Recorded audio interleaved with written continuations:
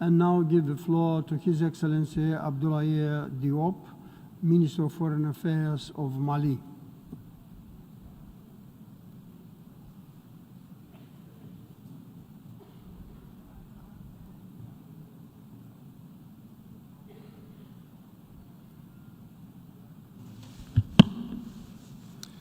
Monsieur le Président, j'ai l'honneur de délivrer le présent discours au nom de son Excellence le colonel Assimi Goïta, président de la transition, chef de l'État du Mali et président de la Confédération des États du Sahel, réunissant le Mali, le Burkina et le Niger.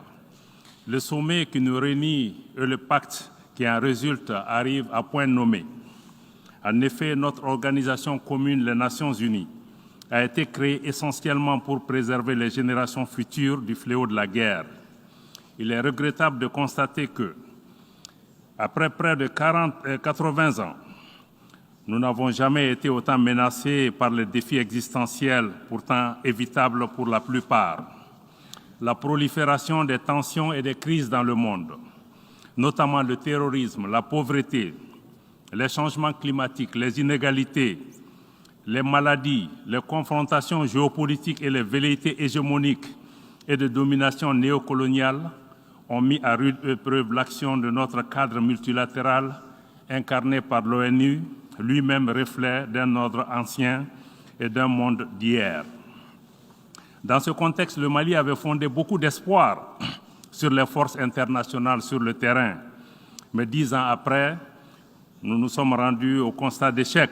Conséquemment, le gouvernement s'est attelé à renforcer les capacités des forces de défense et de sécurité du Mali, qui nous ont permis d'enregistrer des progrès tangibles dans la reconquête et la préservation de notre intégrité territoriale et de la protection des populations de notre pays. À cette occasion, je renouvelle la reconnaissance de mon pays pour les pays et organisations dont les Nations Unies qui ont exprimé leur solidarité avec mon pays lors des attentats terroristes qui ont visé mon pays le 17 septembre dernier. Et à la suite de la déclaration du Conseil de sécurité des Nations Unies, il est important que tous les États membres agissent dans la lutte contre le terrorisme en respectant leurs engagements internationaux et notamment les responsabilités à situer par rapport aux sponsors du terrorisme qui doivent assumer leurs responsabilités et être traduits devant la justice. Le sommet de l'avenir marque un nouveau départ pour la coopération internationale dans un cadre multilatéral pertinent, capable d'offrir un brillant avenir à toute l'humanité.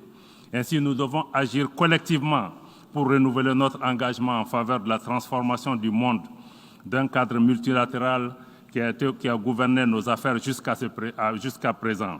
À cet égard, il est essentiel que des décisions et les engagements ambitieux permettent de répondre aux aspirations de nos populations, notamment ceux du Sud global. Il est également essentiel d'avoir le courage de procéder à des réformes de nos institutions multilatérales actuelles, notamment le Conseil de sécurité et des institutions internationales, afin de les adapter aux réalités de notre temps, afin qu'elles soient plus inclusives, plus justes, plus équitables, mais surtout plus représentatives. La question de la jeunesse est une dimension extrêmement importante qui doit occuper nos nations. Mon pays, le Mali, reste attaché aux principes clés de notre charte, notamment la non-ingérence dans les affaires intérieures des pays et le respect de la souveraineté des États. Le Mali accorde également une attention particulière aux questions de financement du développement, notamment du développement durable.